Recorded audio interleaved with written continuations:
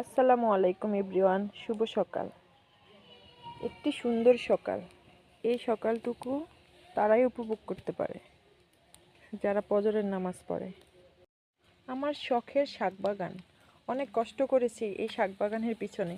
দোয়া করবেন আমি যেন এই সারমুক্ত শাকগুলো খেতে পারি। আল্লাহ যেন আমার রিজিকে এই শাকগুলো রাখে। দেখুন, এখানে পুঁই শাকের বিচি, এখানে ধনিয়া পাতা, ওখানে পালং শাক। অনেক কষ্ট করেছি এগুলোর পিছনে। দোয়া করবেন আল্লাহ রিজিক যেন খুব ভালো রাখে। শাকসবজি শরীরের জন্য অনেক উপকার। এই যে একটা চাল কুমড়ো বিচি রোপণ করার পর গাছ হয়েছে। নিজের হাতে বিচি রোপণ করে গাছ, তারপরে সবজি খাওয়া, কি যে আরাম আর কি যে মজা। যারা সবজি বাগান বা গাছ রোপণ করে তারাই বোঝে। আমার শখের শাক বাগানের সাথে সুন্দর একটি ধান চাষের জমি। আমার যখন মন খারাপ থাকে আমি এখানে এসে দাঁড়িয়ে থাকি। আমার এখানে আসলে মনটা একটু পুরপুরে হয়ে যায়। সকালবেলা তো আরও সুন্দর।